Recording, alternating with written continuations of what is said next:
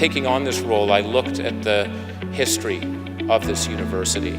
And I think it's remarkable that there was a group of leaders back in 1957 that said, we are going to establish a university that's going to be done a little bit differently. Even though we have a lot of natural resources, it's our human capital that's going to matter. And I can think of no better place in the world to help drive that and make that happen than our university system. This university is very much the center of innovation on all dimensions, not just technology, but also on the social side. We have a lot to offer the world. Congratulations to the graduates and to your parents and family for helping you get where you are. Thank you.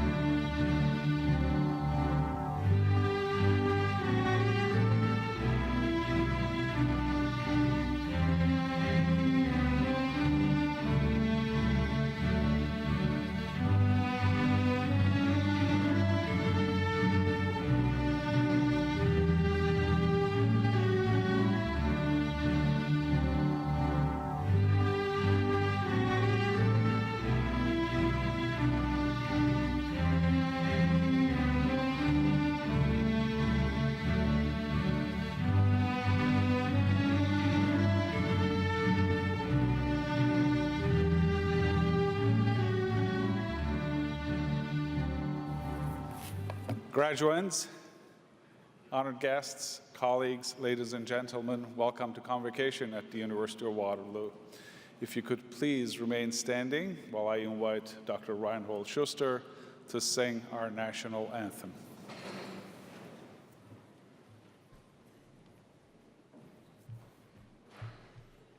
O Canada, our home and native land, true patriot love in all of us command.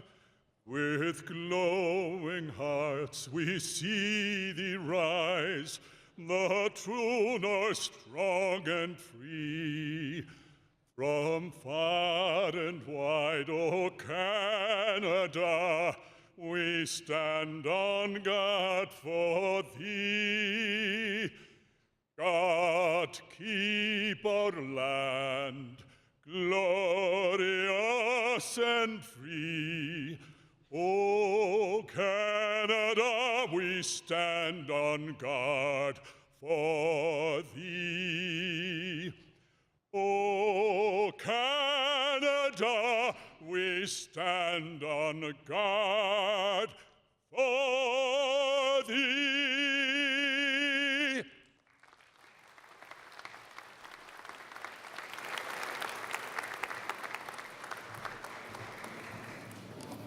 Please be seated.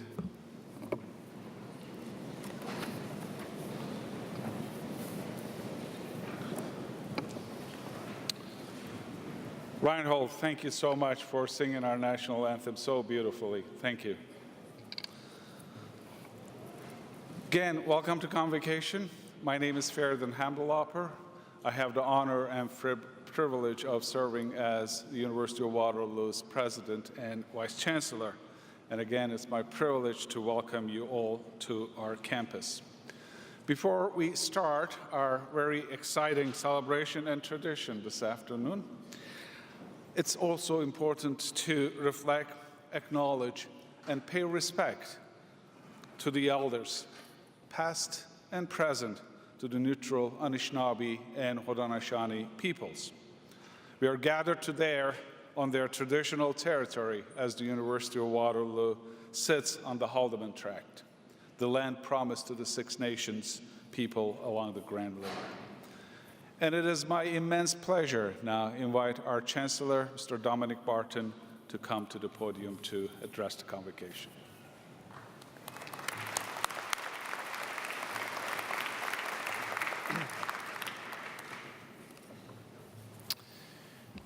Graduates, families and friends, and honored guest faculty, I first want to start by just congratulating the graduates who are here today. So if we could all say a huge round of applause for the graduates.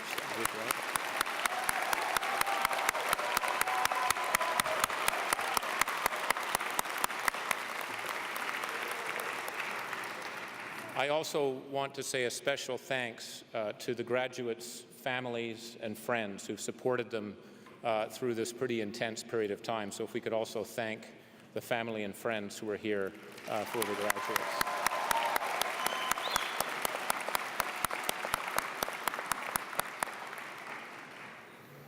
I just want to say a number of brief remarks. First, I would say that there are high expectations on you as leaders. You are coming from, I think, one of the most distinguished universities on the planet. I know because I couldn't get into this university. I wasn't qualified enough. But you are graduating from literally one of the best universities in the world, and the programs that you've been in are distinctive. And when you think about all of the changes that are underway in the world today, all the disruption, and it's not just technological disruption. It's a huge power shift in economic influence from the west to the east. It's an aging population that we're dealing with. It's a frustrated population out there that's feeling that it's not fair. Not everyone gets to benefit from all of the changes that are underway. It's a time of immense disruption. But this university, and I've studied the history of it, was founded in a time of pretty significant disruption. In the late 1950s, at the peak of the Cold War, that's when Sputnik was put up by the Soviets. There was a real concern about the West falling behind what was happening on the technological front and where things were. You had the advent of the television, which seems so obvious now, but actually changed social contracts significantly. There was a huge amount of change. And this university was established, in my view, as a bit of a maverick, with the co-op program, with a focus on innovation, with a focus on deep research, and in my view also a focus on leadership. And so what I just want to say to you is, like many of your alumni in this university from before you, or our alumni I should say, being a recent member of this institution, you have a lot, I think, that you can be building from and driving from. And I would just say that I hope you think about a couple of things as you leave here. The first is, please be ambitious. Don't be selfishly ambitious, but be ambitious for your organization and the institution and for this institution and what you can do. There is no one else better qualified than you to change the world for a better place. So seize the day, and grab it, and drive it. And I hope in whatever you do, you have an ambition that merits where you are coming from and the work that you have put in place. The second comment I would make is, I hope you will think of yourself as global, no matter where you live. If you're just going to move 5 kilometers away from this university, you keep a global mindset, because what you have learned and what you do is very important for the rest of the world and building the connections that we're going to need as we move into the future. So thinking about your ambition, thinking about being global, and thinking about doing what you're most passionate about is something that I would hope that you would consider as you move ahead. But anyhow, I just want to say congratulations again on this incredible day, the graduation, from all the hard work that you've done, and we look forward to seeing the many things that you're going to change for the better in the world. Thank you very much.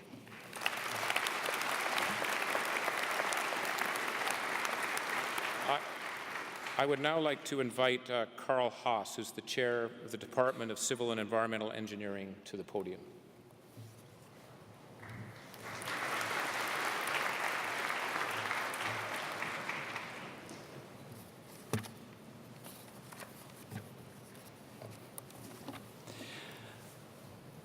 Mr. Chancellor, I present Leo Rothenberg. Leo Rothenberg's 35 years in civil and environmental engineering incorporate an exceptional record of scholarly achievements, professional contributions, and service. He is an engineer, physicist, and mathematician whose unique talents have ranged in application from the classroom to research to challenging projects in geomechanics of petroleum engineering, rock salt deposits, potash recovery, and transportation infrastructure. Leo Rothenberg's service to the university and society include 3 years as Associate Vice President International, 1 year as the Acting Dean of the Faculty of Engineering, Chair of the Civil and Environmental Engineering Department for 5 years, and Chair of the Geological Engineering Program for 5 years, more than a decade in total. His teaching has a focus on quality and rigor, and his supervision of 40 master's and PhD graduate students is a substantial contribution to society's resource of skilled engineers. Dr. Rothenberg's research and publication of some 200 articles in prestigious forums exemplify intellectual depth and creativity. His various honors and awards include election as a Fellow of the Canadian Society of Civil Engineering. Mr. Chancellor, in recognition of outstanding scholarship, teaching, research, and service to the University of Waterloo and society, I request that you bestow the title of Distinguished Professor Emeritus on Leo Rothenberg.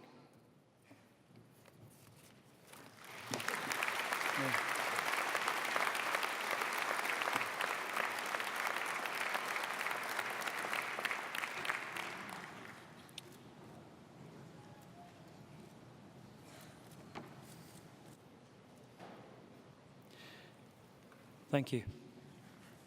I now invite Royden Fraser, Professor, Department of Mechanical and Mechatronics Engineering. Sorry. Yep. A little mention here. I'm honored to confer upon you, Leo Rothenberg, the title of Distinguished Professor Emeritus. I extend my sincere congratulations.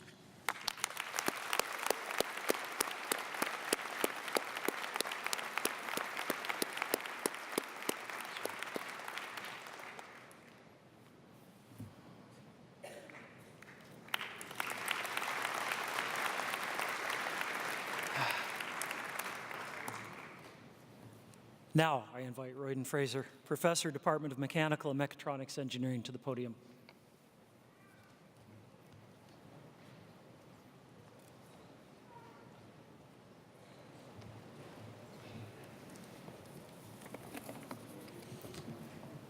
Mr. Chancellor, I present Parker Mitchell and George Rother. George Rother and Parker... You can clap.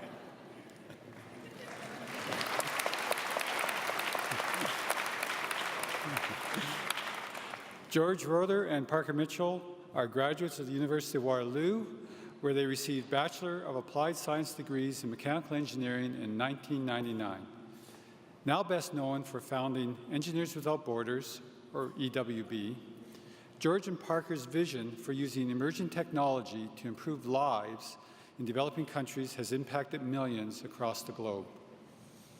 George and Parker formed EWB in 2000, initially as an establishment to help provide Waterloo Engineering Co-op students with work-term opportunities at non-government organizations.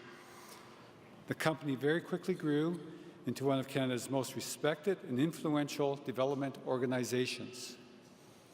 Under their leadership, EWB mobilized an enormous network of engineers, social entrepreneurs, volunteers, and community leaders dedicated to creating lasting strategies to combat poverty in the developing world, particularly in Africa. EWB's continued success is based on George and Parker's model for unlocking human potential. By investing in intelligent development, entrepreneurial leaders, and scalable initiatives, George and Parker found a formula for helping build local economies and positively influencing community development in places that direly need it. Their strategy reaches millions through social ventures annually, creates hundreds of jobs, and supports the launch of innovative startups. With a chapter in every major Canadian university, EWB inspires and develops thousands of engineering students each year. George and Parker have received numerous awards and honors in recognition of this outstanding achievement. Among many others, these include the Meritorious Service Cross from the Governor-General, Canada's Top 40 Under 40 Award, and several honorary degrees. While both have moved on from EWB, George and Parker continue to lead innovation in areas involving human interactions and technology. Mr. Chancellor, in recognition of their extraordinary entrepreneurial and social leadership and for their tireless efforts to leverage engineering innovation for the betterment of mankind, I request that you confer degrees of Doctor of Engineering, honoris causa, upon Parker Mitchell and George Roeder.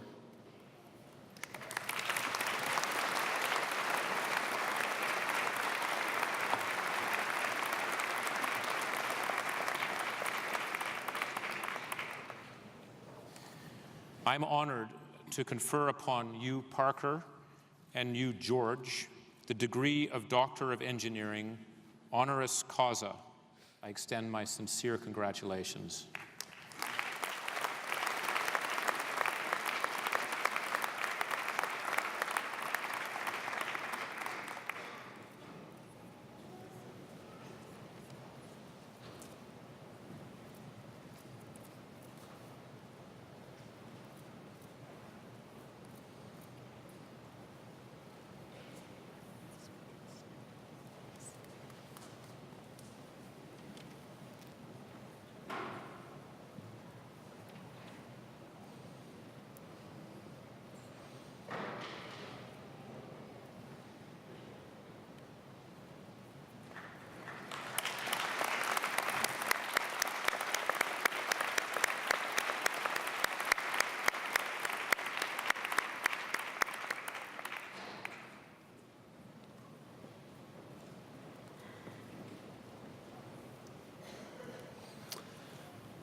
I now invite Drs. Mitchell and Roeder to the podium to address Convocation.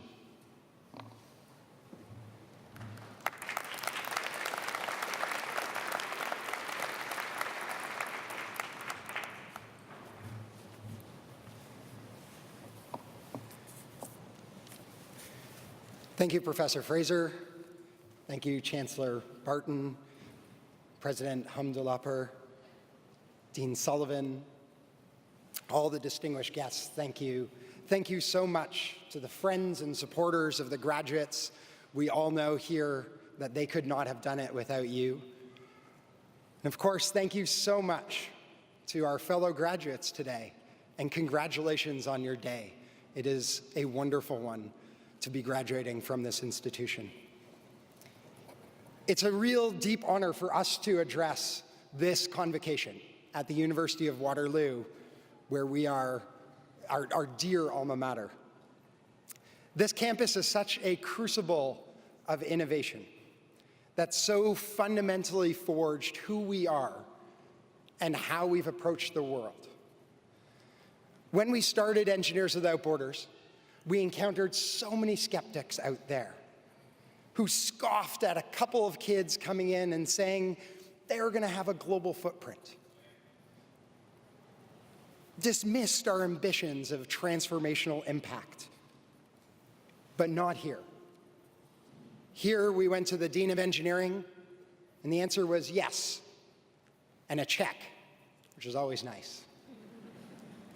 Here we went to the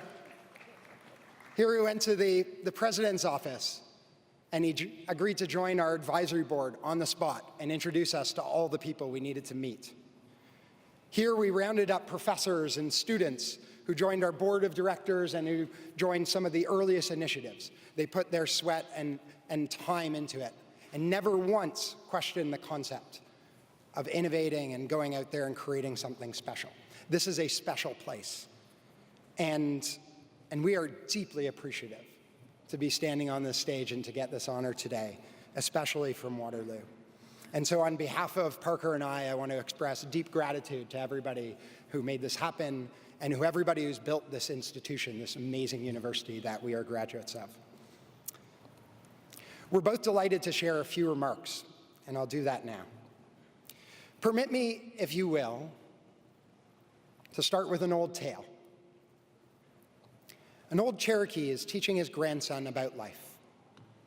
A fight is going on inside of me, he said to the boy. It's a real fight, and it's between two dogs. One is evil. He is anger, envy, greed, arrogance, self-pity, guilt, and ego. He continued, the other is good. He is joy and love.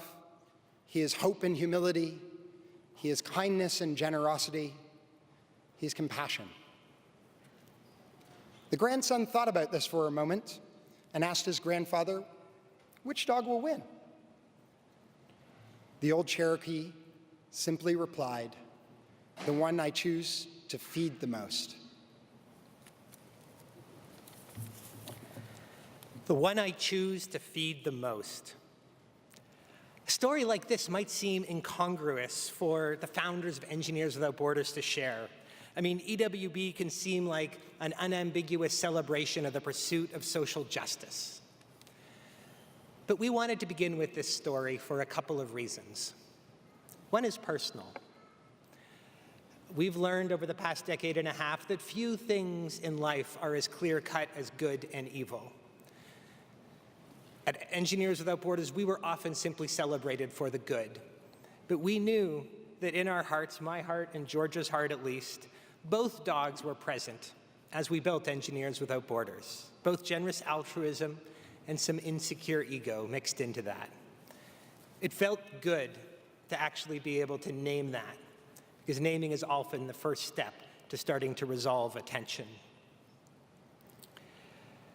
The second reason why we wanted to start with this story is because it draws a great contrast between big choices and smaller choices.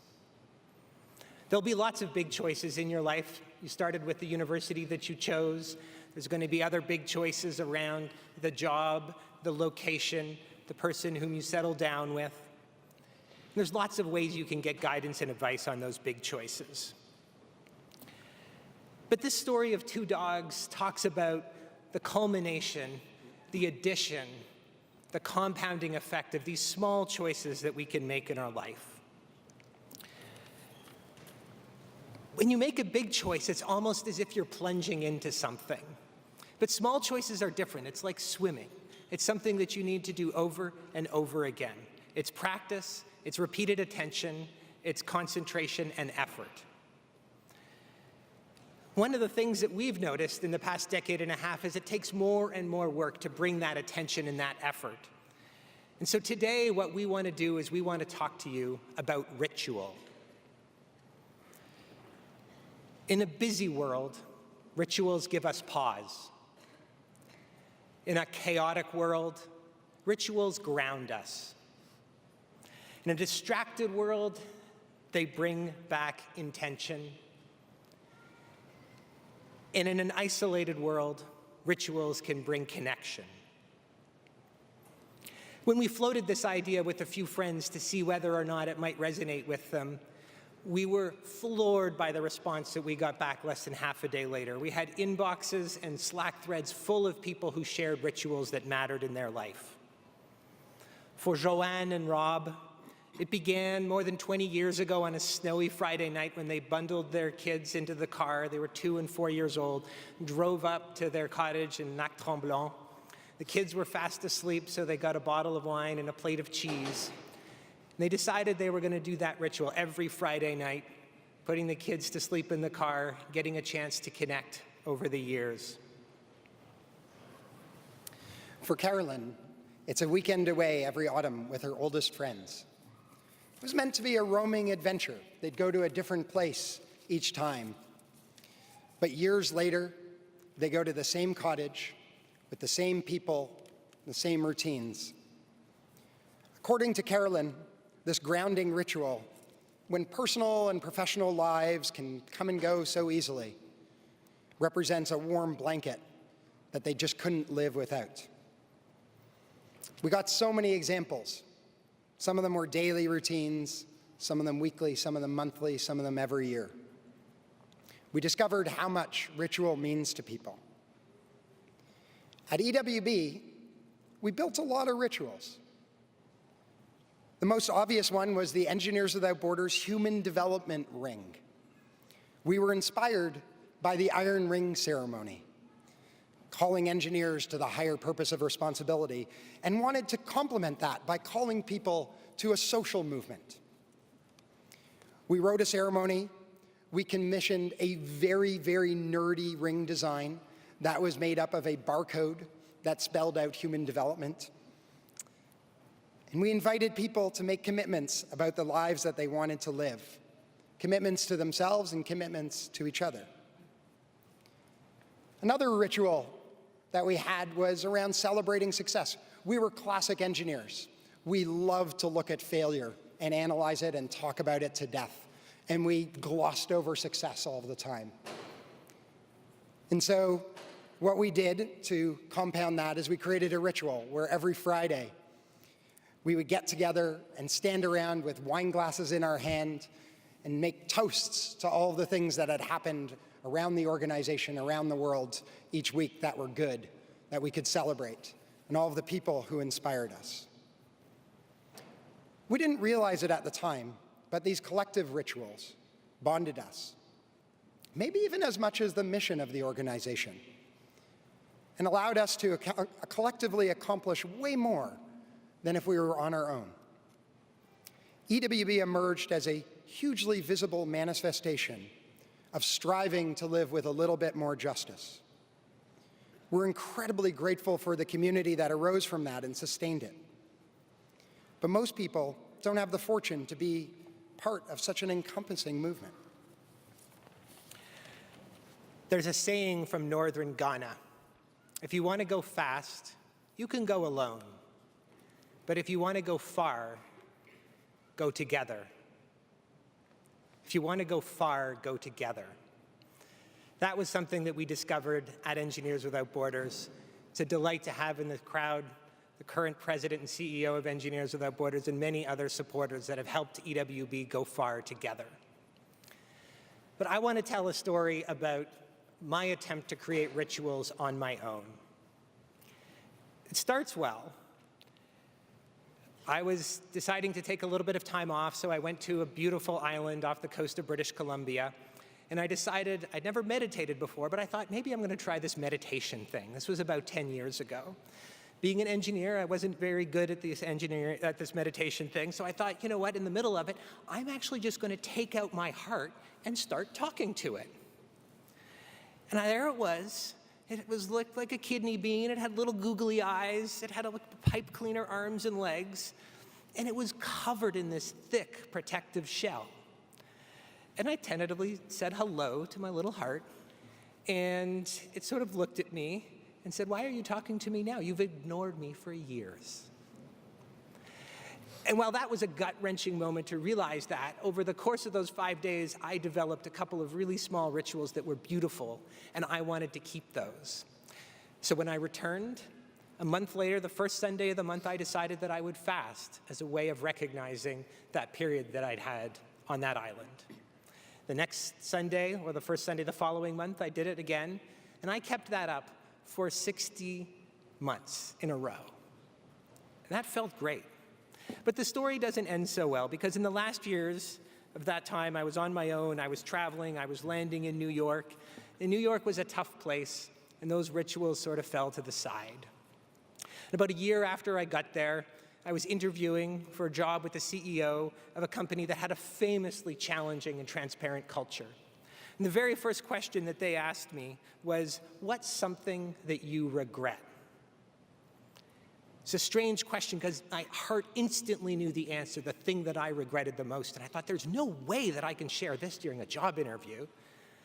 But I looked at them, took a deep breath, and told them that for 5 years I'd had this beautiful ritual, that in moving to New York, it had beaten it out of me. And I just sort of left it at that, thinking they would show me the door. The next 10 minutes literally became a conversation about intention, about ritual. A couple of weeks later, I got the job, but what was more important about that was that I realized the degree to which rituals had been missing from my life. And they were missing because I was trying to do them on my own. And life has a strange thing. You're out there on your own, it kind of pulls you along. You hardly notice sometimes when it pulls you along. Today you're a graduate, tomorrow you're getting a good job, earning money, buying a house, inviting people over for a barbecue. Next thing you know, you wake up, you have kids, and you're about 50 years old. When my wonderful spouse and life partner, Sari, and I were thinking about raising a child, our first hypothesis was, let's not. It felt so challenging to think about bringing a child into this world together. We eventually reconsidered that hypothesis. And my 4-year-old daughter, Aaliyah, is sitting here in the second row, completely mortified right now that I'm looking at her, giving me a little smile. Hey. And we realized when we were raising Aaliyah, we couldn't control her future, but we could weave the values that mattered to us into a set of rituals that we would start to share as a family. Many are small things. When my mother, who's also here, used to put me to sleep at night as a child, she would sing to me 1960s protest songs. If I had a hammer, I'd hammer in the morning. She was planting the seeds of my commitment to social justice. It's a hammer of justice. It's the bell of freedom. It's a song about love between brothers and his sisters.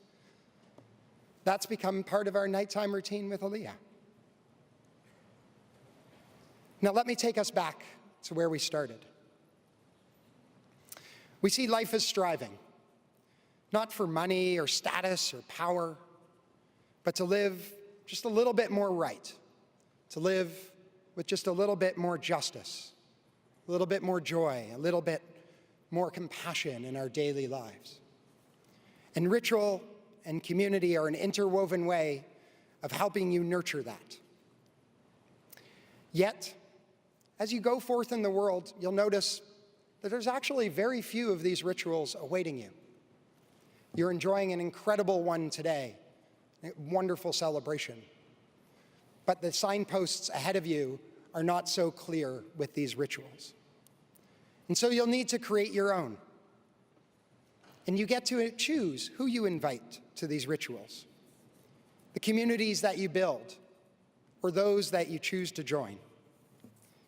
As you move forth from graduation, there will be an opportunity, a space created by this transition that is unique for this moment to develop these rituals. Pick the community that you want. Pick the people that you want to spend time with, the people who are going to help you feed the good dog. Discover ways to develop rituals with them. And we promise you that you'll look back on these rituals as some of the most cherished and important moments of your lives. Good luck and congratulations.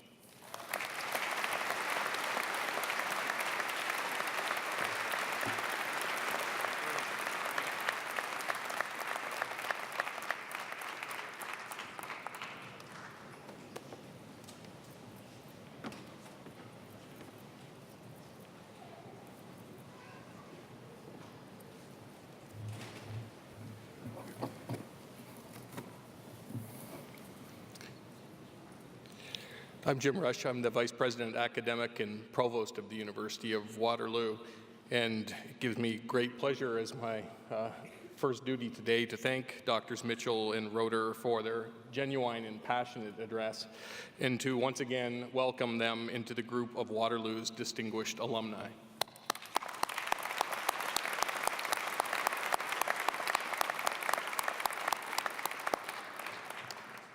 Would the members of the graduating class please rise?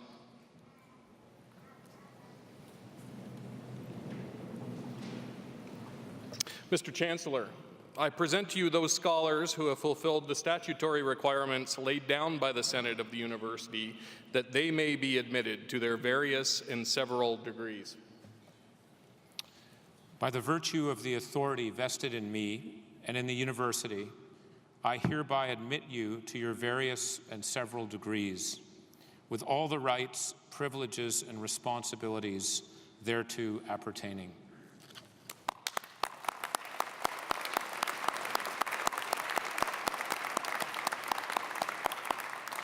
Please be seated.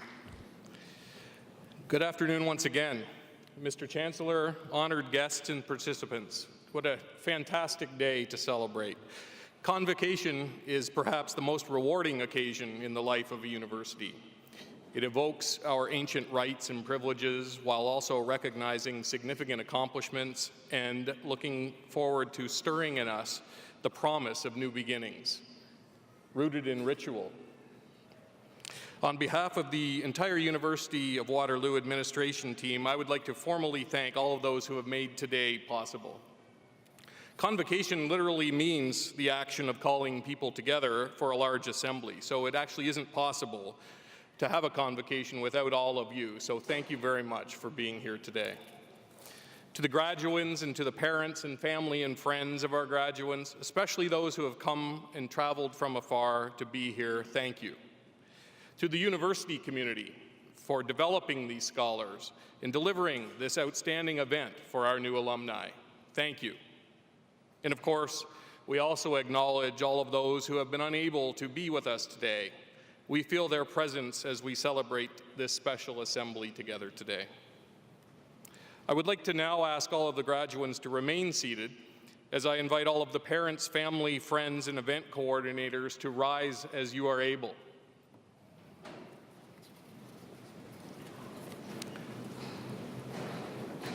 This really is just an opportunity for you to be able to connect with your special graduate so that everyone knows where everyone else is. So feel free to wave, make sure you know where they are, and you can watch them come up.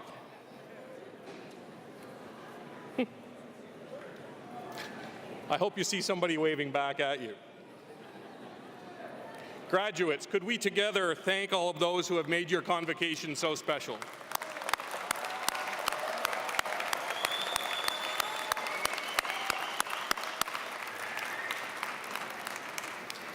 Please be seated. As we prepare to confer the degrees, I have a couple of mechanical notes. For guests wishing to take photos of their graduates, there is a photography area to the left of the stage, which can be accessed by exiting the back of the gym via the west exit doors, and you can come right down to this area. If you approach this area just before your special graduate is about to proceed across the stage, you'll be able to take pictures. Once you have taken your photos, I'd ask that you just clear out of the area and return to your seats to allow the following people to fill your spot and take their pictures of their special graduates. Graduates, it likely didn't take the University of Waterloo for you to encounter the alphabet. You'll probably be no doubt aware then that some of your names begin with an A and that some of your names begin with letters later in the alphabet. just to remember that after you've crossed the stage, we just ask you to please return to your original seats while we watch the rest of the class process and receive their degrees so we can celebrate this celebration or this convocation together. Now on to the main event. We will proceed to the conferring of the degrees, and to that end I would like to invite Pearl Sullivan, Dean of the Faculty of Engineering, to announce the graduates' names.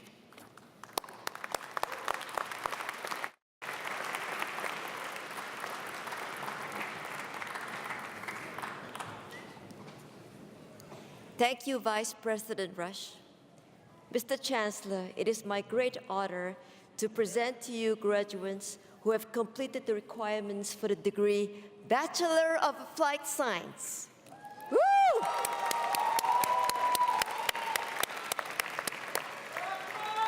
Akram Aoun, Eric Takio Bender, Jason Barucci,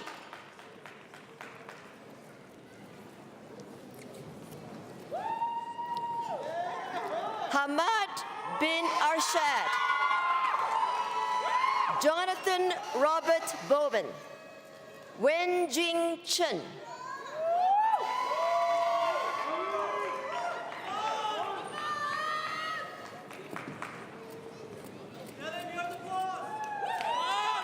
Andy Cho, Julio Jose Flores Condor, Hazir Forotan,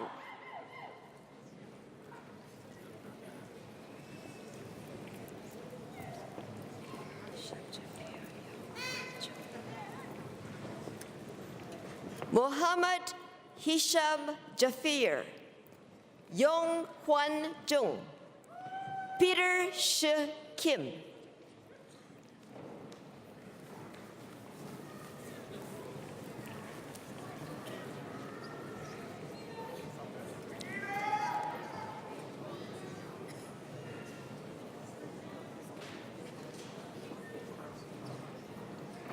Yesh Kutari, Ken Lim, Gloria Zeruhun Marifia,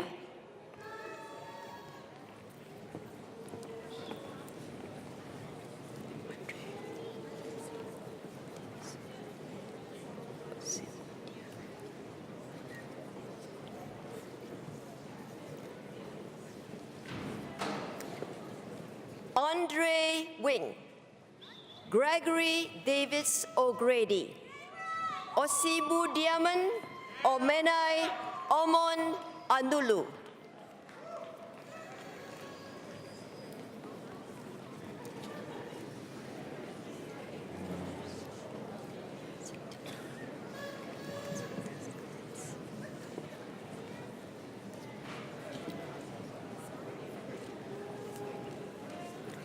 Umesh Elvin Sentilal Nathan, Keegan Alexander Skoretz, Christopher Wagner,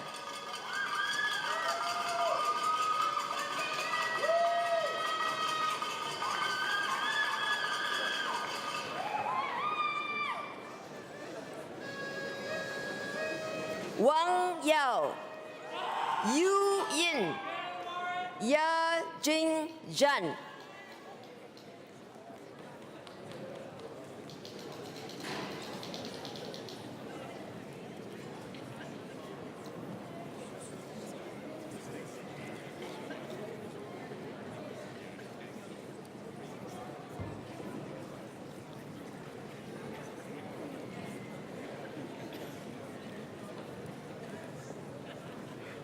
Tian Tian Zhang,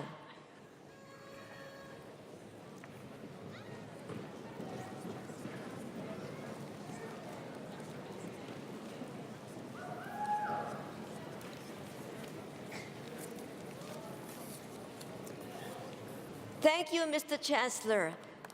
I now invite Professor Anne Bordelot, O'Donovan Director at the School of Architecture, to the podium.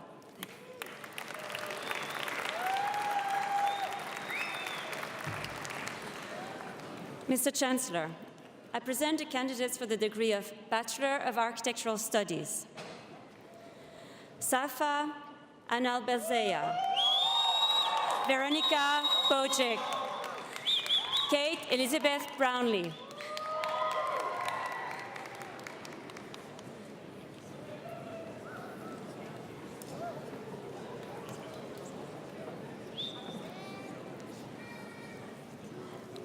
Robin Castonguay, Brian Posun Chen, Ye Sul Cho,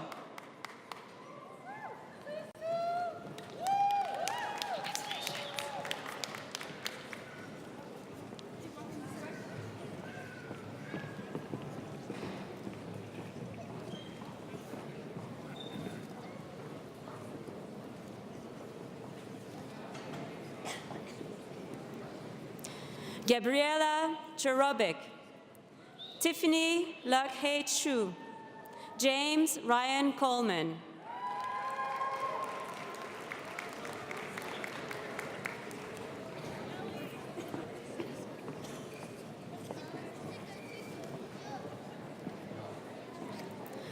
Bronwyn Colford, Laura Mary Agnese Di Fiore, Michelle Elizabeth Dingley,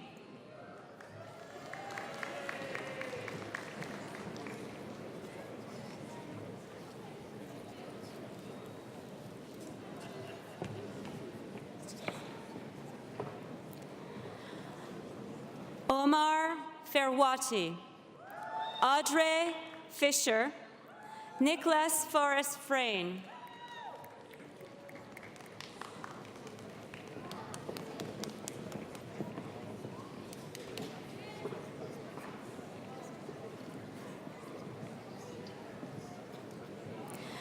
Zachary Samuel Glaude, Sugand Gupta, Yanqi Huang,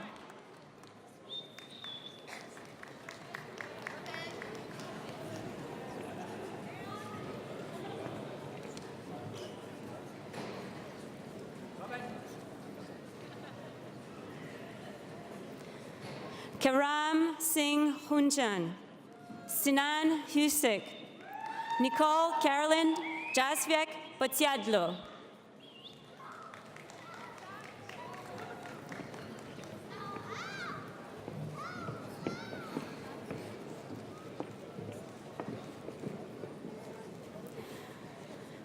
Shaban Neyman Kokar, Sally Kim, Anton Kogan,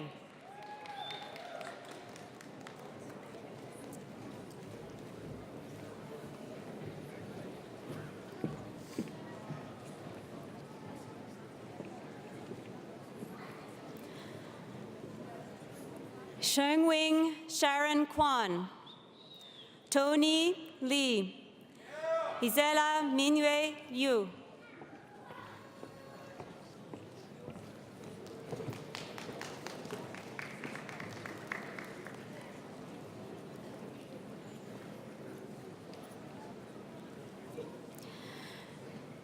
Melanie Lowe, Jade Elise Manbod, Eden Jane McLeod,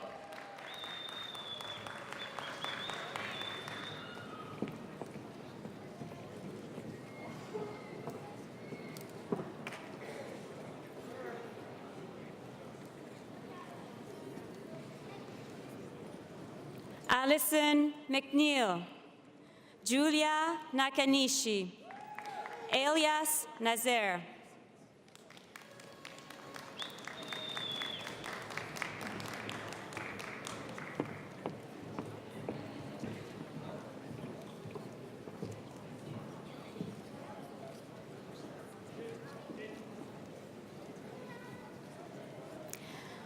Thomas Newsis, Jinenye Michelle Ogbu, Nicole Caroline Rack,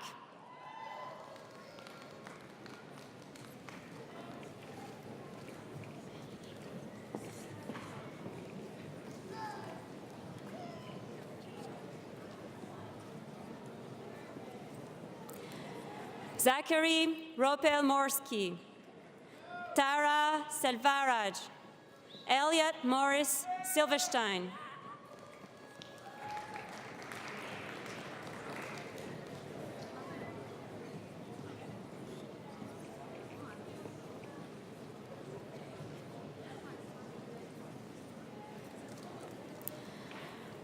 Anna Spazov, Antonia Ivanova Stanev, Logan Arthur Steele,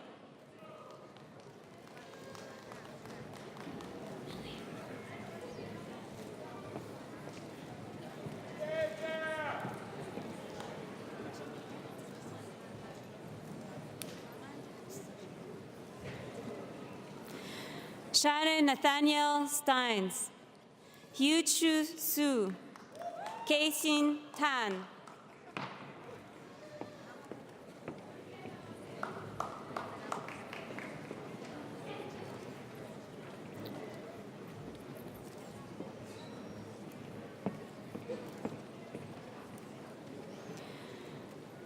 Megan Amr Irene Taylor, Joelle Tremblay, Helena Tse,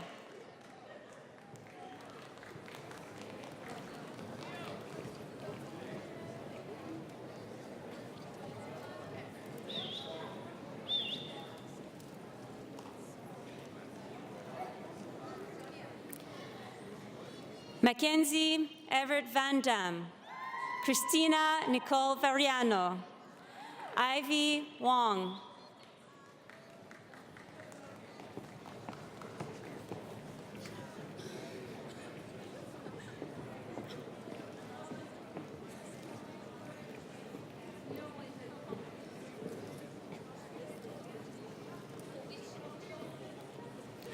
Jiazhi Xing, Peng Fei Yang, Yuchen Zhang,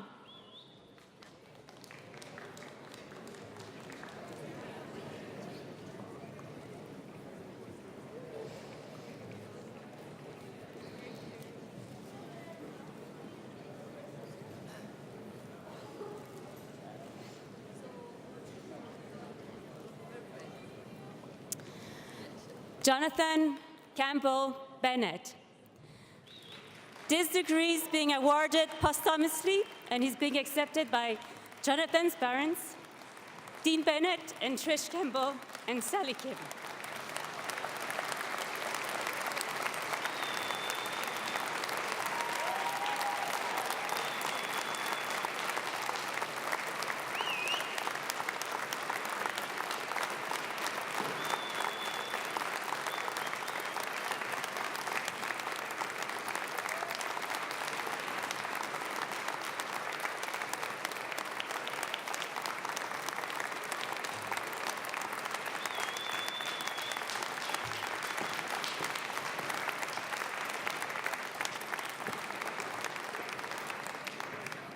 Thank you, Mr. Chancellor.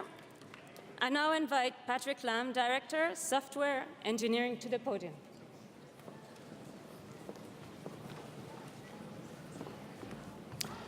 Mr. Chancellor, I present the candidates for the degree Bachelor of Software Engineering, Honors Cooperative Program. Surud Bhutani, Honghao Shao,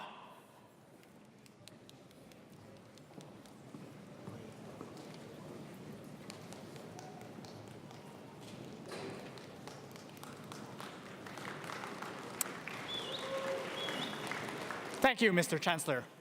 I now invite Bruce Hellinga, Associate Dean, Graduate Studies, Faculty of Engineering, to the podium.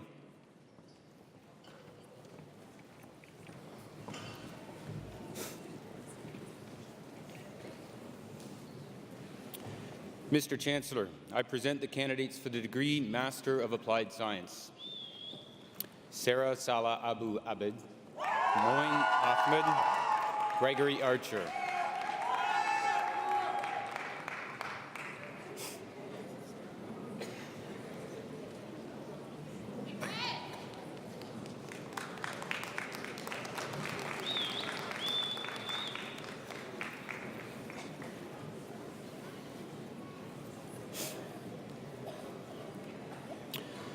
Mursal Ashrafi, Sergei Everanov, Noor Alhuda Basun.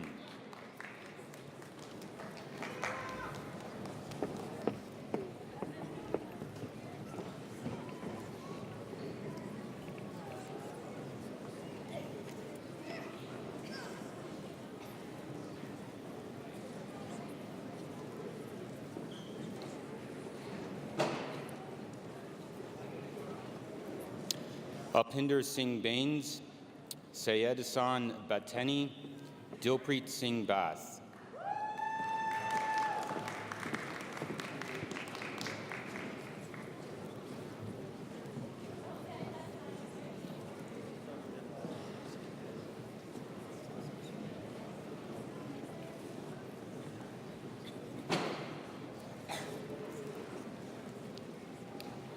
Colin Patrick Brown, Huani Chen, Mei Lin Chen.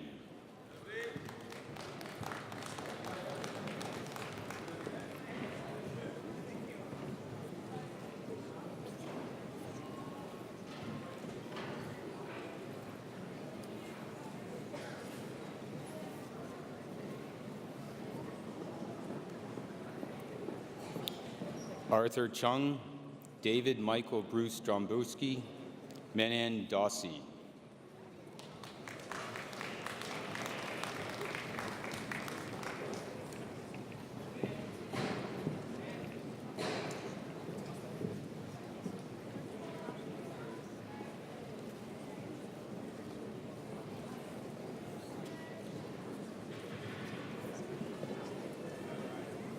Abdallah El Falou, Adam Falinzak, Adam James Fraser.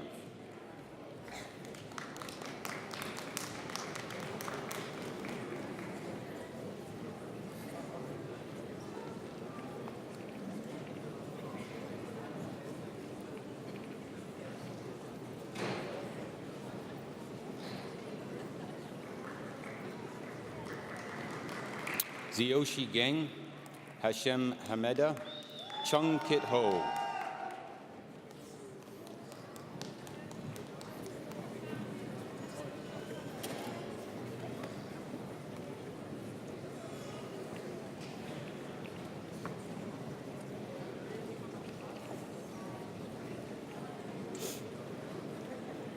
Fiona Ya Ying Kaur, also a university finalist for the Alumni Gold Medal.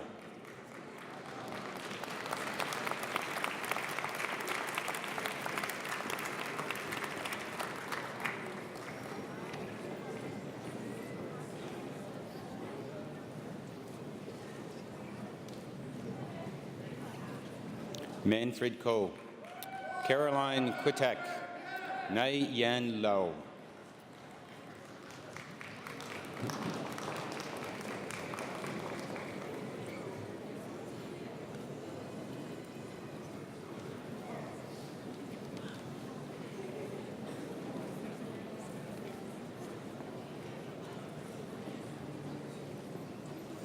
Du Yun Lee, Lauren LeSurgeon, Yun Zhe Lee.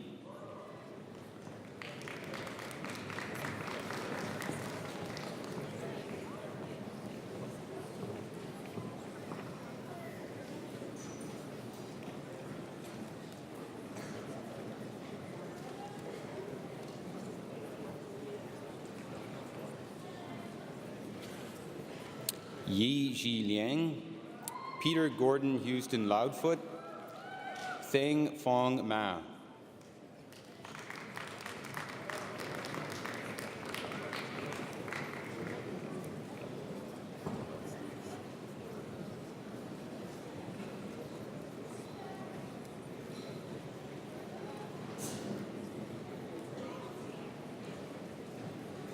Eric Marble, Lorenzo Marzari Felix, Brent Alexander McLeave.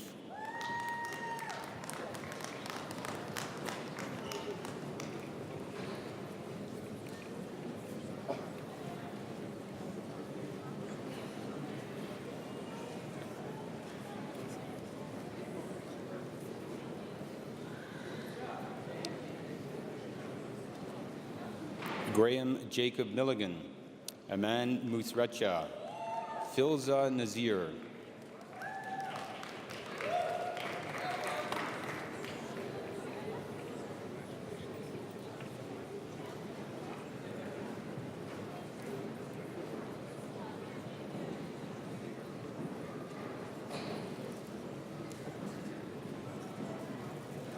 Khalid Nassar, Sarah Vanan, Nat Tarajan, Eric Ning.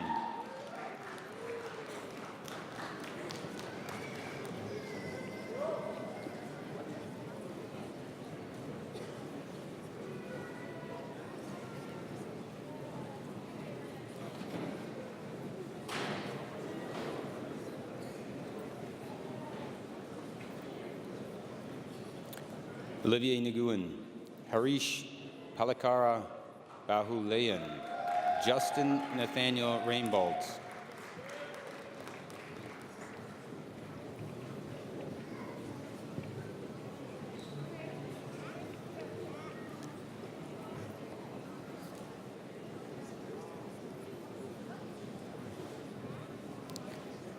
Arkizman Ray, Saeed Ali Shahid, Mustafa Shahata,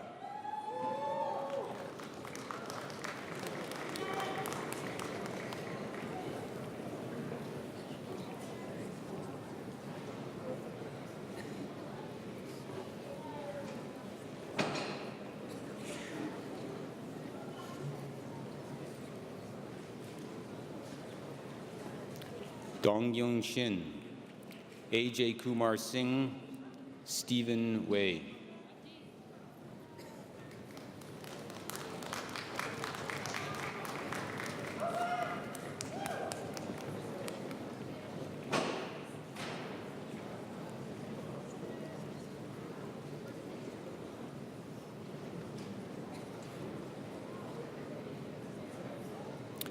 Yan Zhu, Chao Yan, Hang Zhang.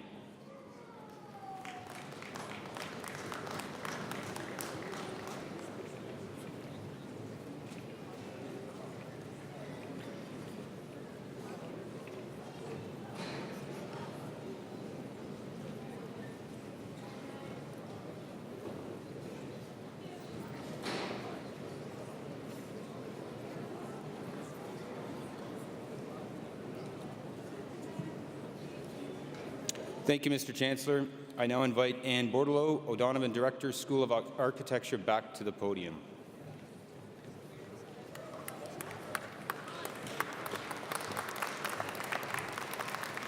Mr. Chancellor, I present the candidates for the degree Master of Architecture. Ala Abu Hassan, Christopher Chan, Marco Chimienti,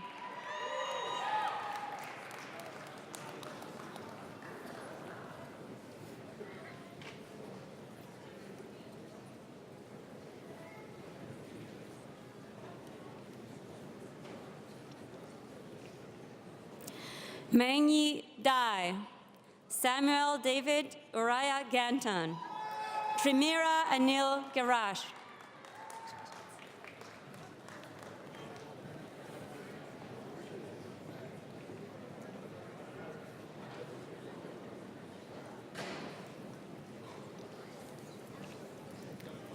Levi Hunter Mulan, James Cameron Parkin, Mariah Sakarovich,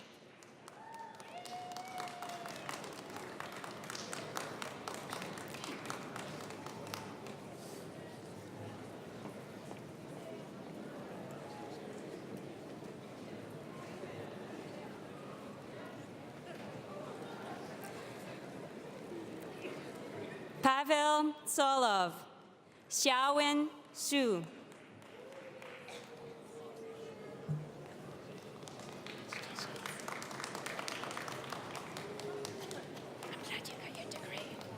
Glad you got your degree.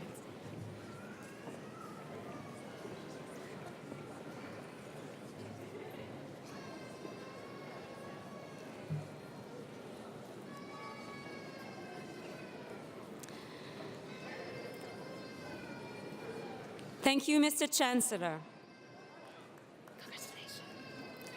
I now invite Bruce Ilinga, Associate Dean, Graduate Studies, Faculty of Engineering, back to the podium.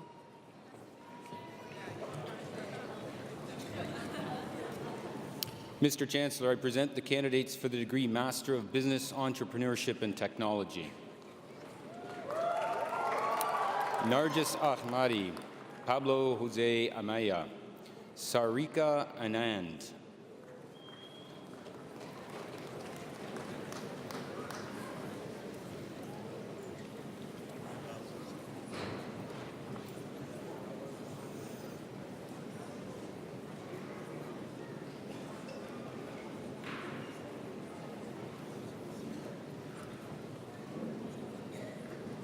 Arashdeep, Ahmed Asgar, Andrew J. Bartel.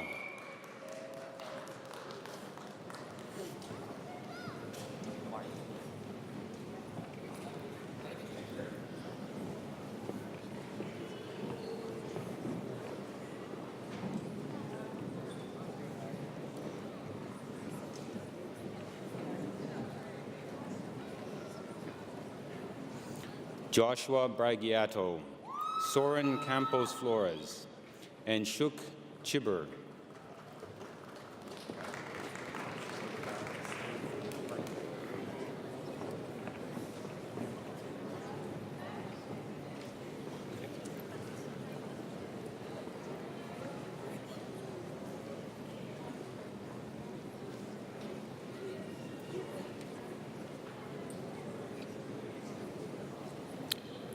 Gagandeep Kaur Duga, Neka Somtochukwu L, Diego Fernando Gomez Sevilla.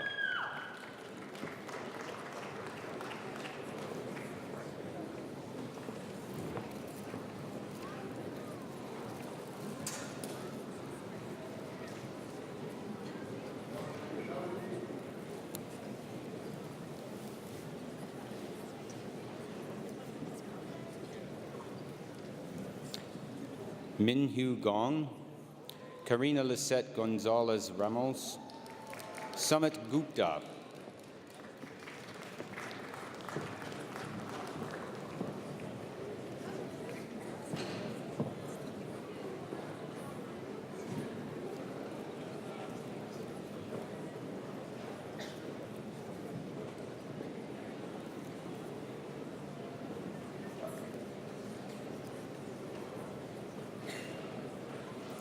Raghavendra Nambinyakanahali, Hannah Manthia, Stephanie Hilwube Yarko, Ahmed Sadlam Jamal.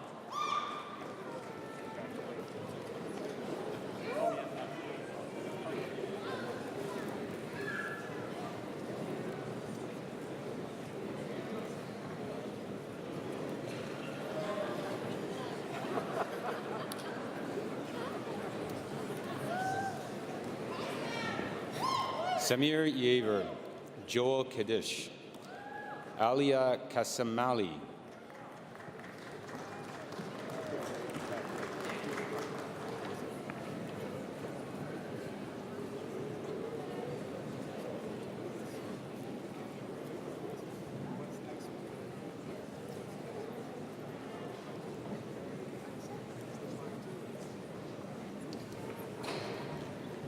Vasuda Katal, Ashley Elizabeth Kiefner, Shane Alexander Kilpatrick.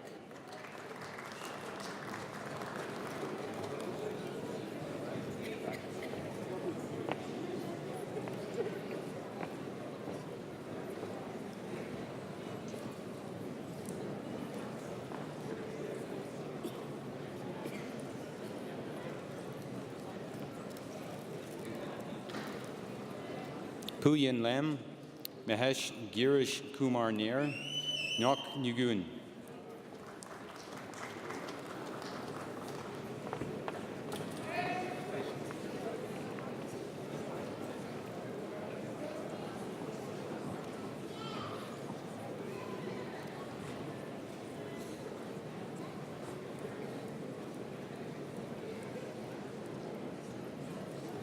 Puthri Pramod, Alicia Raza, and Shul Sharma.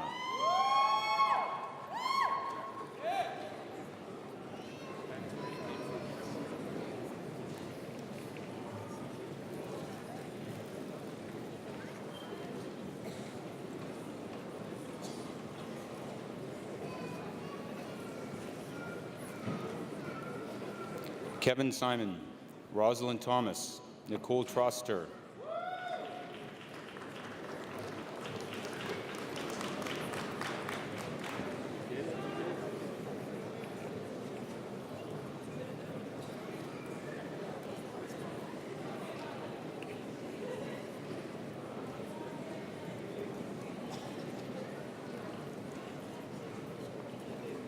Juan Carlos Velas Castano, Vishal Vinod Kumar, Yafan Wang.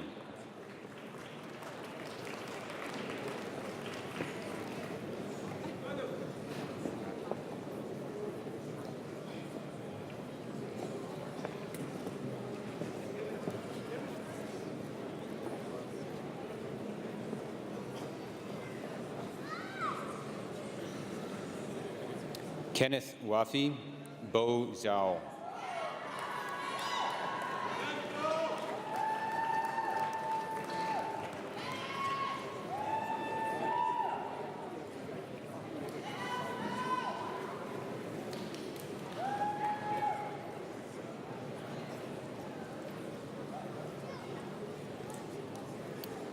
Thank you, Mr. Chancellor. Mr. Chancellor, I present the candidates for the degree Master of Engineering. Sadia Ahmad, Mohab Ahmed, Salman Ali,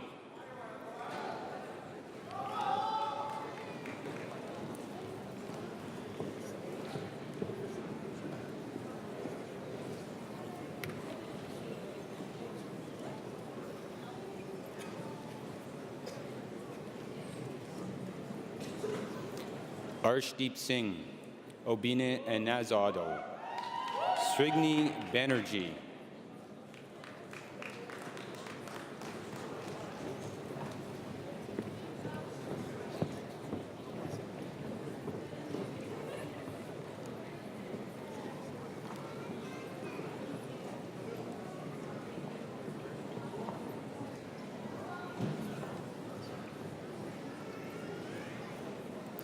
Zanyan Chu, Surdeep Day, Yi D.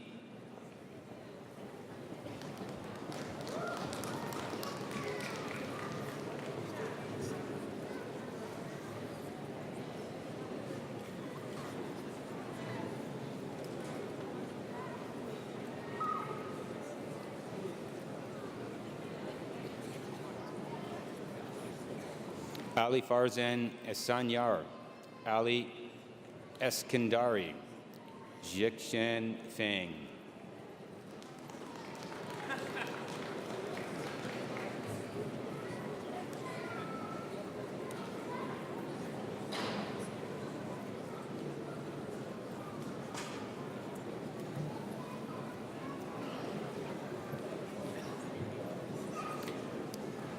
Aman Emmanuel Gautam, Etishe Goyal, Chidinma Ijay.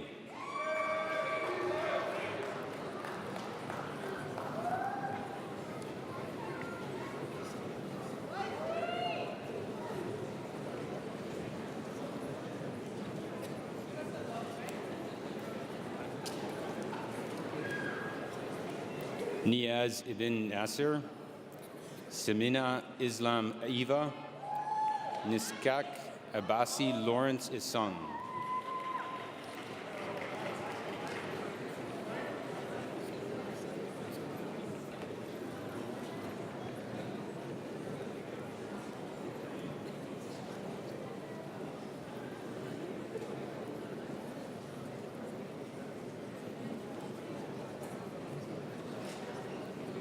Daniel Javed, Humaira Kalim, Harleen Kaur,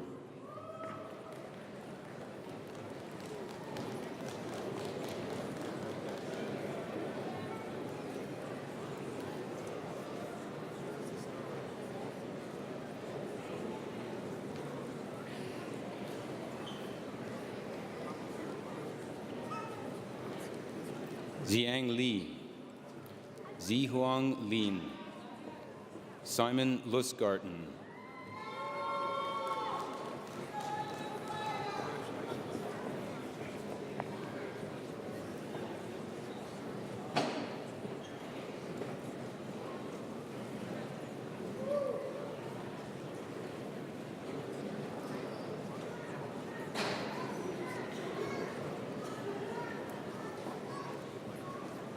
Mark Savio McIntyre Wheatley, Filza Mazarhir, Hamid Mohab Zada,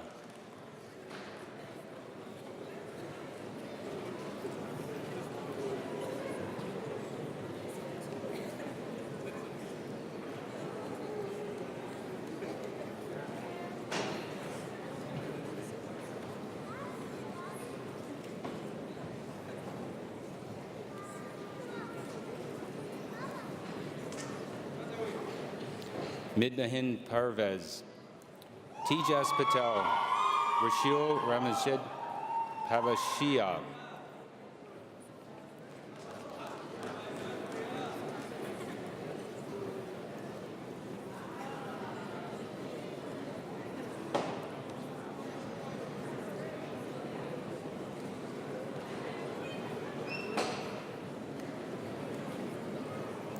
Wan Peng, Ruman Rahman, Karen Ramos,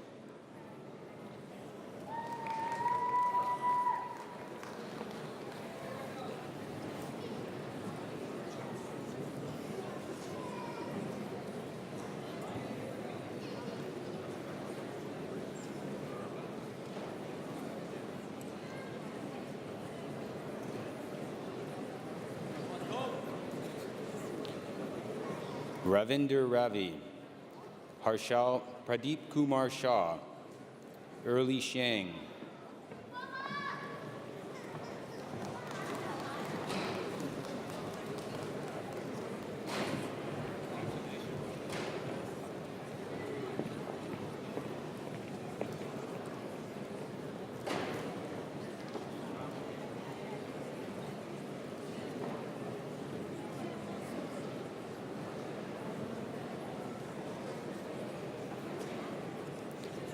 Keshav Deep Singh Sidhu, Arshdeep Singh, Mandeep Singh.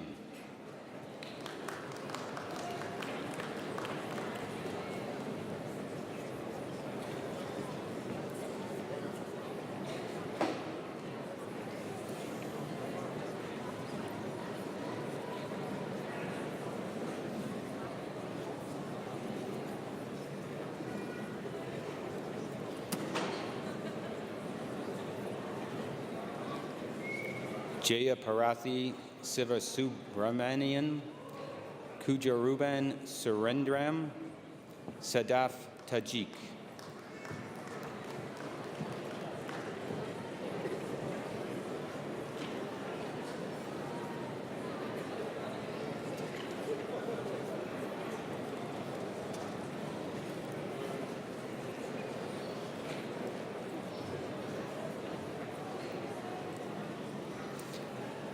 Enlil Tom, Jonathan Velasco, Prem Kumar Vaida.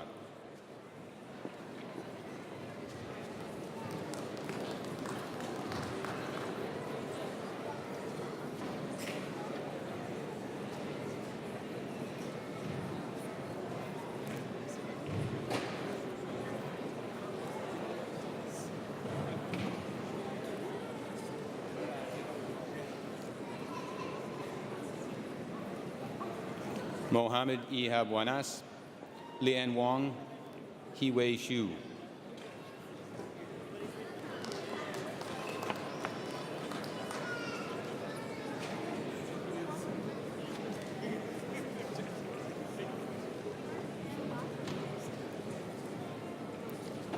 Farnoosh Yousefi Kijani, Hamza Zaire, Yingzi Zhao.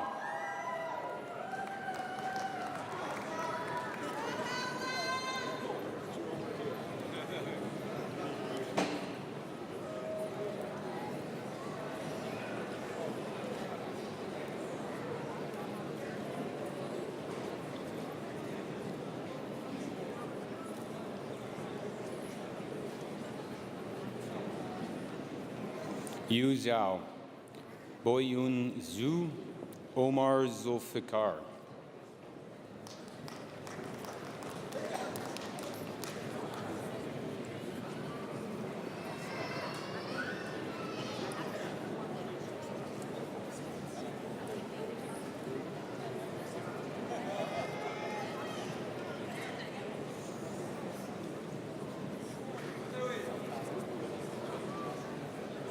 Thank you, Mr. Chancellor. Mr. Chancellor, I present the candidates for the degree Master of Management Sciences. Khalid Abu Asiafan, Sanya Ansari, Jingyu Zhao.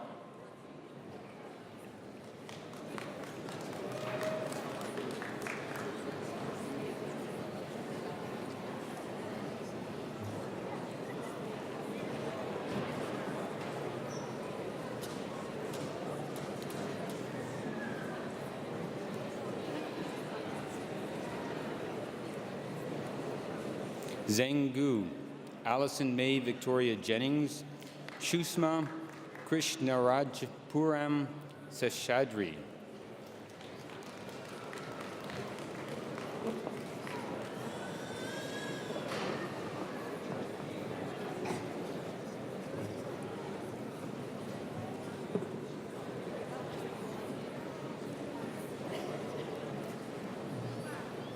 Drishya Sarah Matthew, Ruchuta Mizira, Manas Kumar Mohapatra.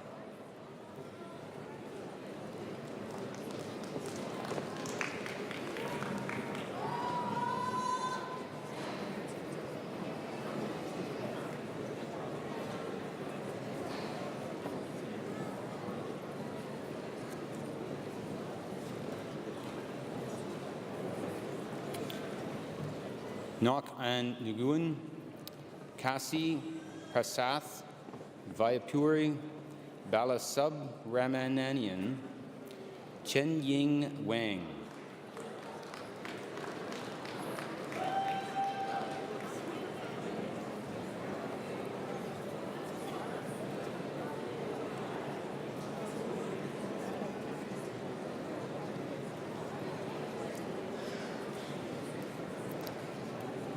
Menglu Wang, Kayu Yang, Xiani Zhang.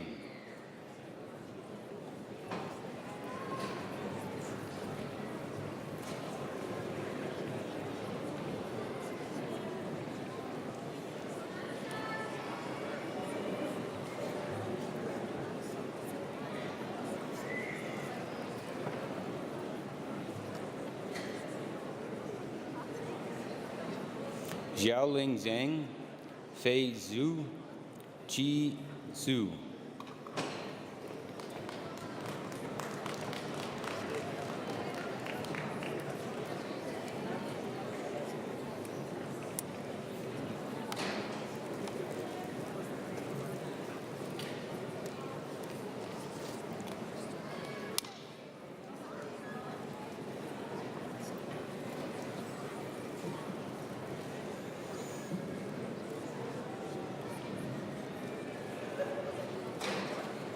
Thank you, Mr. Chancellor.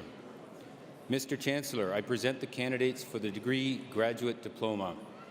Charbel Abi Nahed.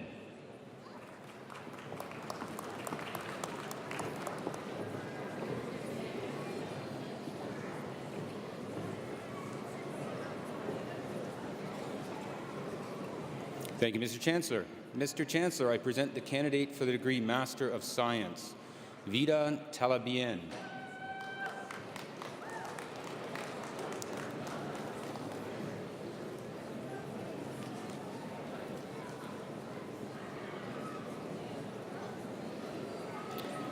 Thank you, Mr. Chancellor. We will now confer the degree Doctor of Philosophy, the highest academic degree awarded by universities.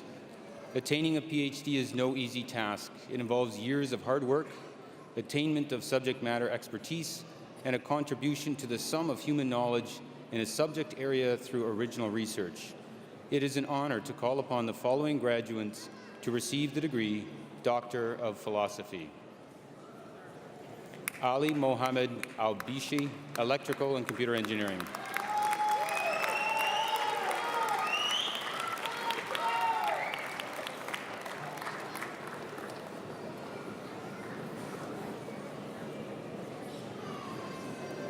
Thamar Salah Al-Dulami, Mechanical and Mechatronics Engineering.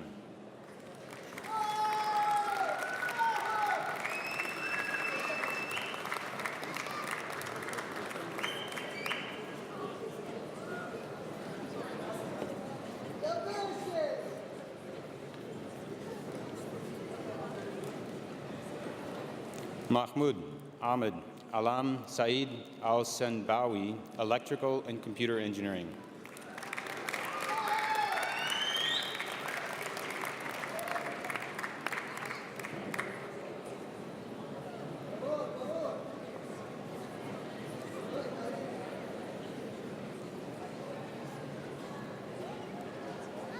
Rasim Batmaz, Chemical Engineering, Nanotechnology.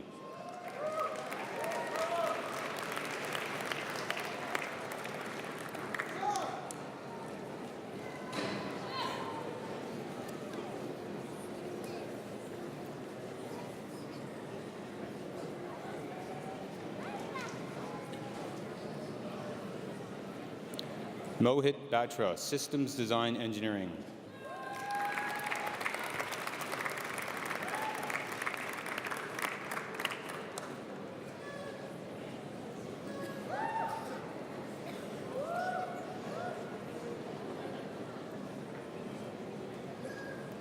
Hadi Amaraolu, Electrical and Computer Engineering.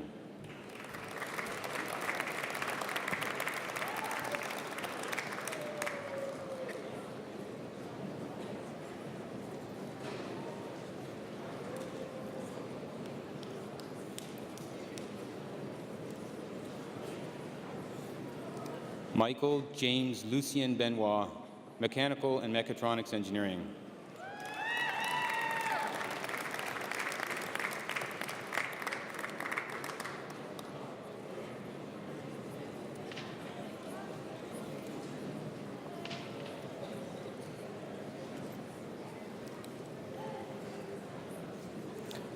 Lorenzo Brignoli, Civil Engineering.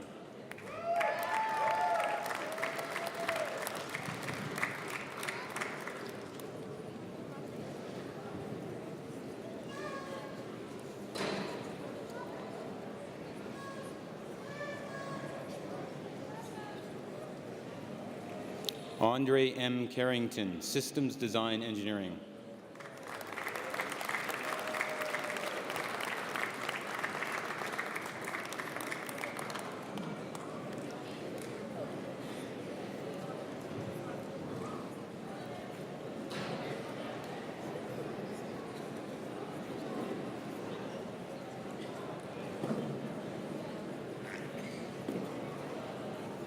Xian Shen, Systems Design Engineering.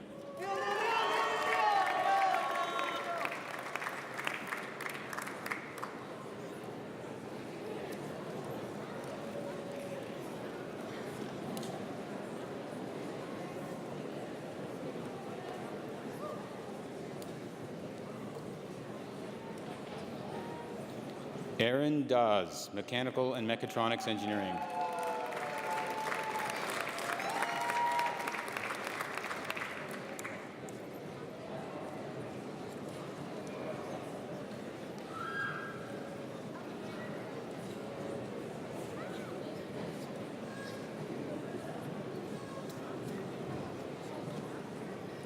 Abdel Salam Ijal, Electrical and Computer Engineering.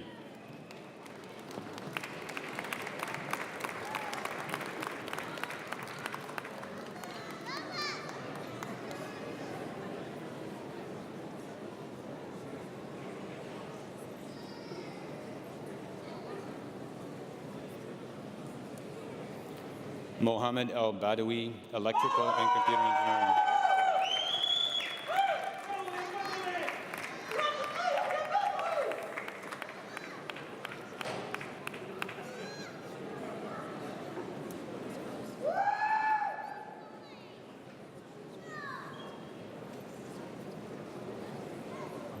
Masa Sadat Imami Taba, Electrical and Computer Engineering.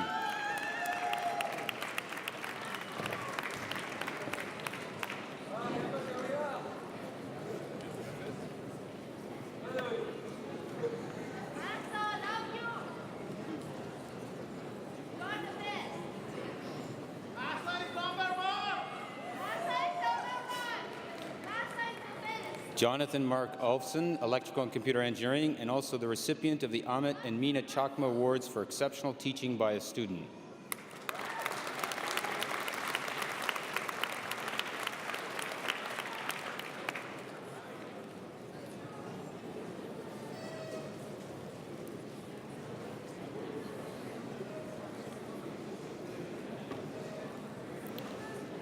Sabah Hassan Lafta Fartozi, Civil Engineering.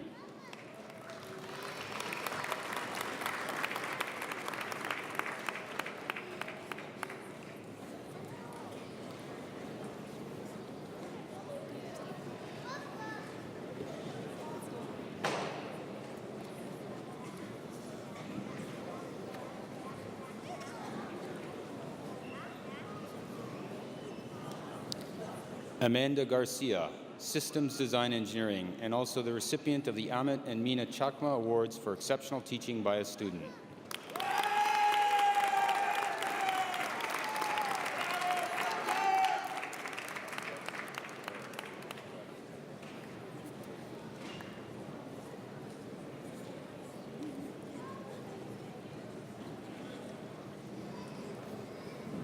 George Andre Garcia Hernandez, Systems Design Engineering.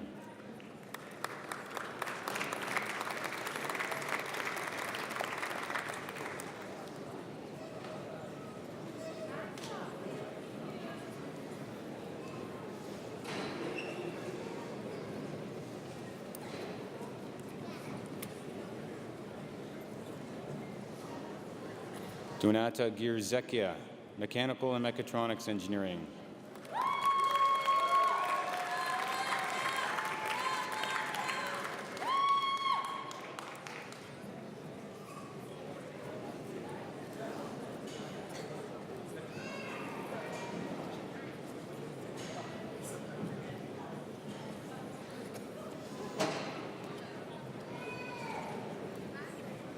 Burak Guler, Management Sciences.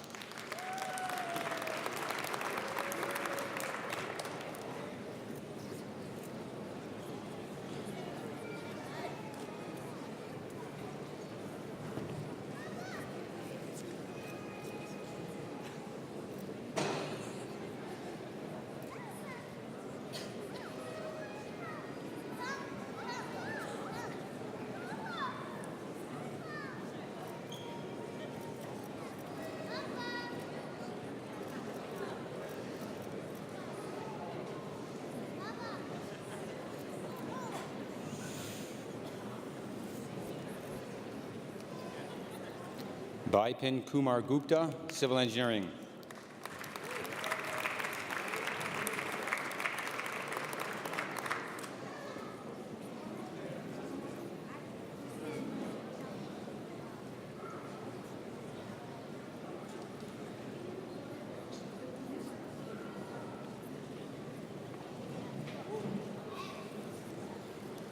Hamid Jamshidafar, Mechanical and Mechatronics Engineering.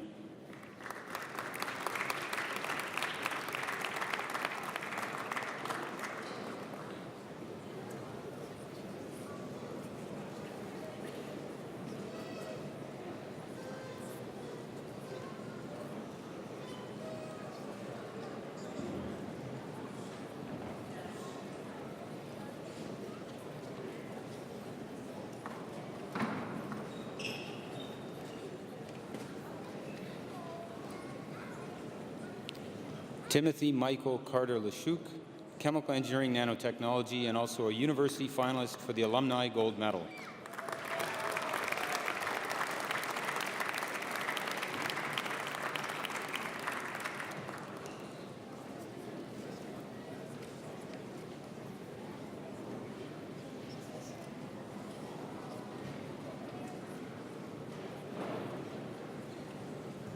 Yunhan Lee, Systems Design Engineering, Nanotechnology.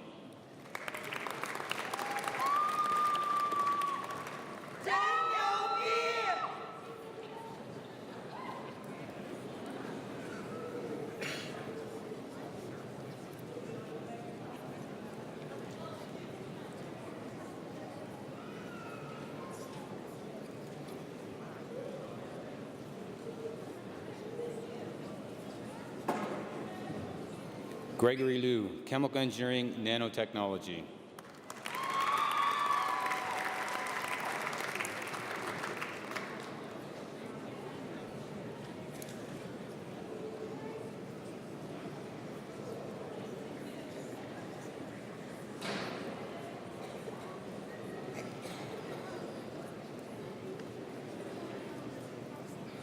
Pendar Mahmoudi, Chemical Engineering.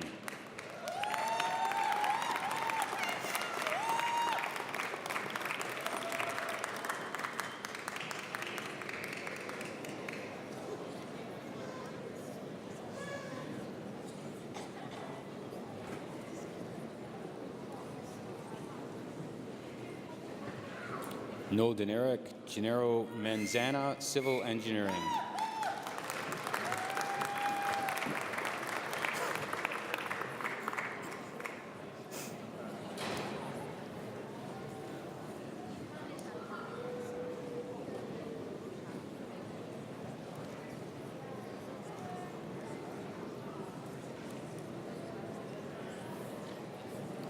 Manoj Matthew, Chemical Engineering.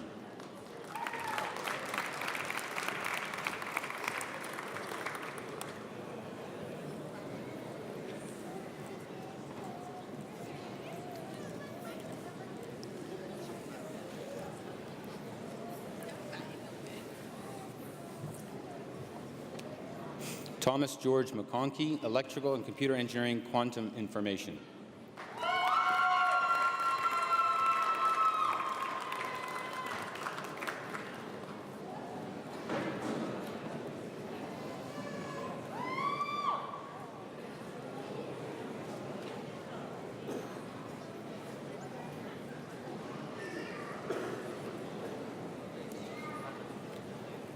Abdel Baset Midawi, Mechanical and Mechatronics Engineering.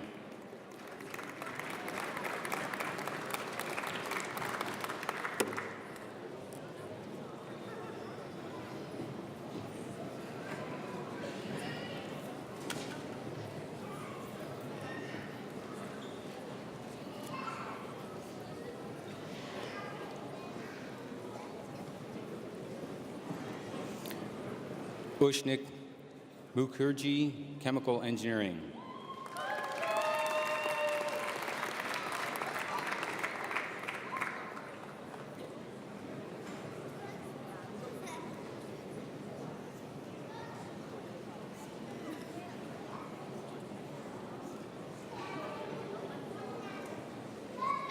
Hamid Reza Nafisi, Electrical and Computer Engineering.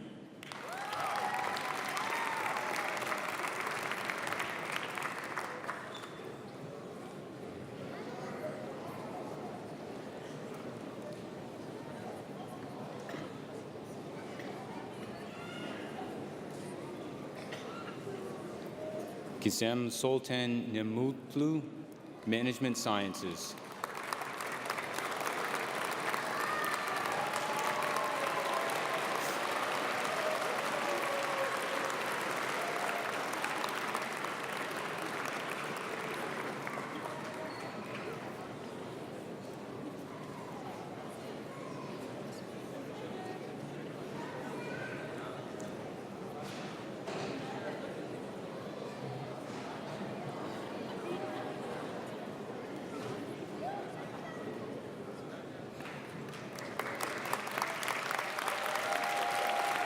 Jian Bing Ni, Electrical and Computer Engineering.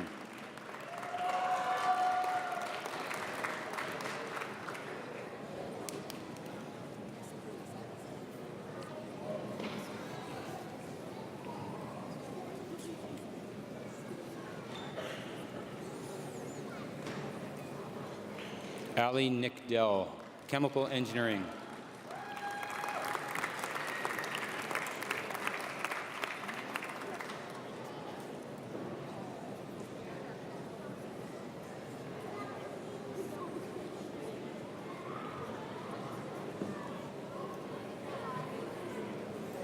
Nicole Lisa O'Brien, Civil Engineering.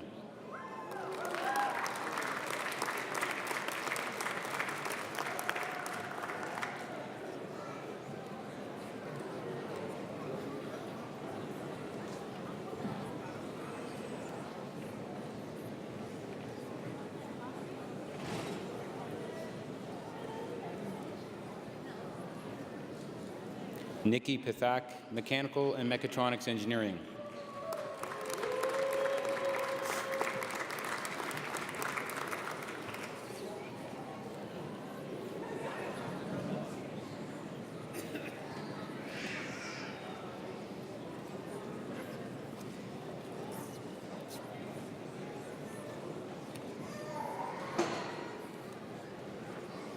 Ran Peng, Mechanical and Mechatronics Engineering.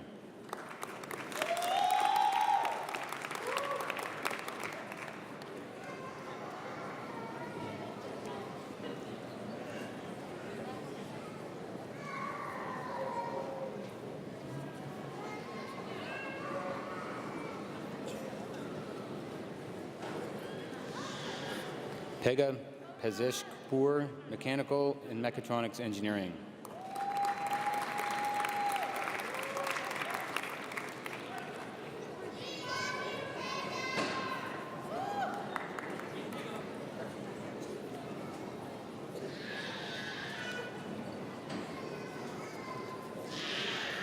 Daniel John Piquel, Civil Engineering.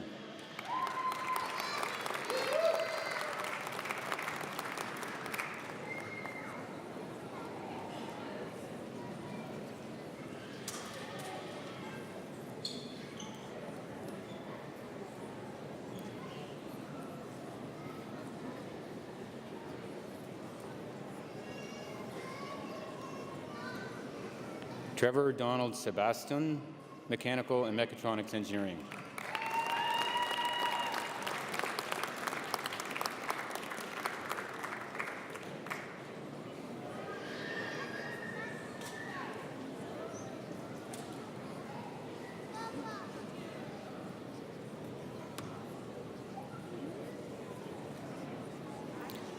Champika Semareskera, Systems Design Engineering Nanotechnology.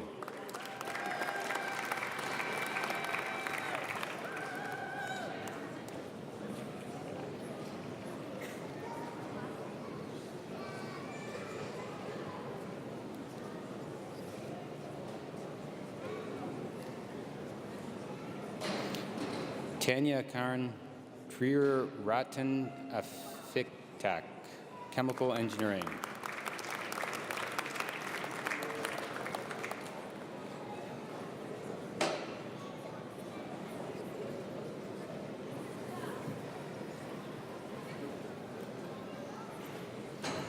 Burak Khan Yildiz, Management Sciences.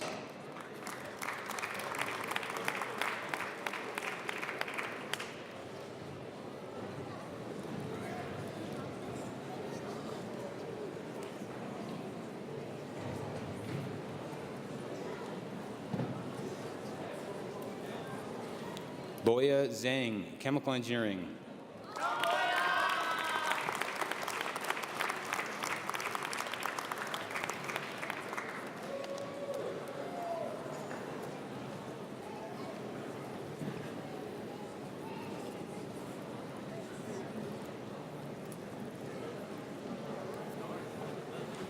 Mr. Chancellor, I now request you to confer in absentia the various and several degrees upon those candidates who were approved by Senate but who were unable to be present at today's convocation. I confer the degrees in absentia. Thank you, Mr. Chancellor.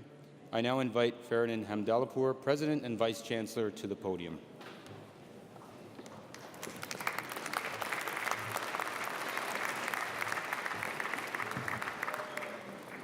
Hello again. It's been a wonderful afternoon. So let us give a warm round of applause to our newest class of fall 2018.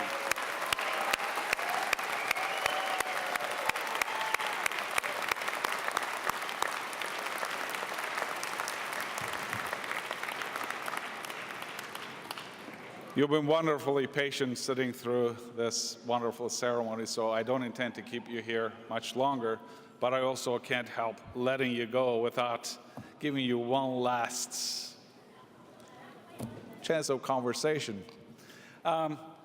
Ladies and gentlemen, you must be wondering what we talk to our graduates as they cross the stage.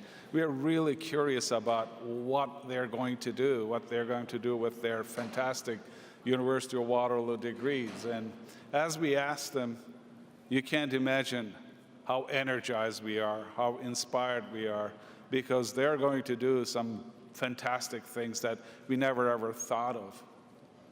Many of them, they will be doing their own things. They're going to do what's in their hearts, what's in their minds. But one thing I'm really certain that is immensely encouraging for us, exciting for us, that they're going to make a difference. Our Dean of Engineering quite often says, graduates, you work really hard to get in here, and you work even harder to get out. You're not actually getting out of here. The day that you decided to come here either for your undergraduate, master's, or PhD degrees, you started your relationship with this university, and your relationship with the University of Waterloo is in a different phase right now. We are looking at you, and as our Chancellor said, we want you to be ambitious because you have all the right to be ambitious. You have your University of Waterloo degree.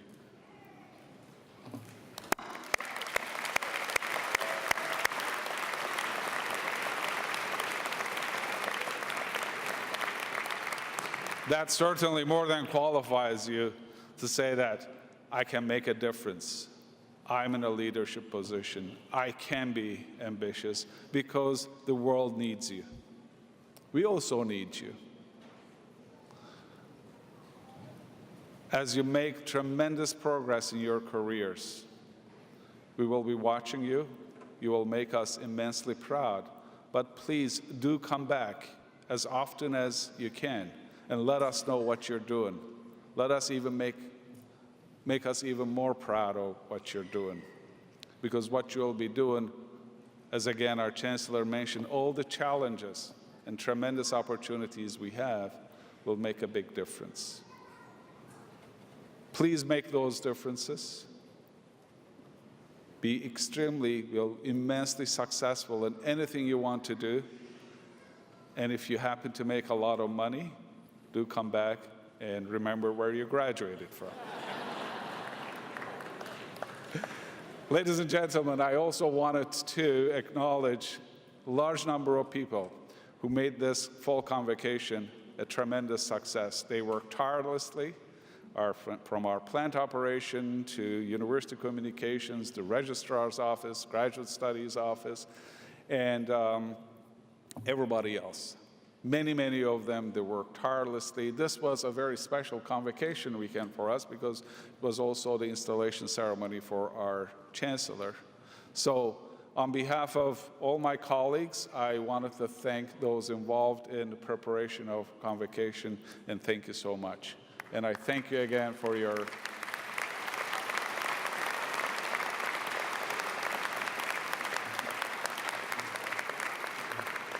I thank you for being here. You supported these graduates right from the beginning. You've been with them all along, and you are here today. I can't thank you enough for supporting our graduates.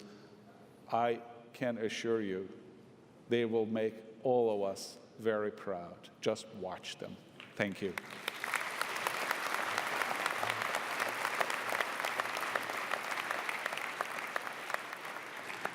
Could I ask that we all rise?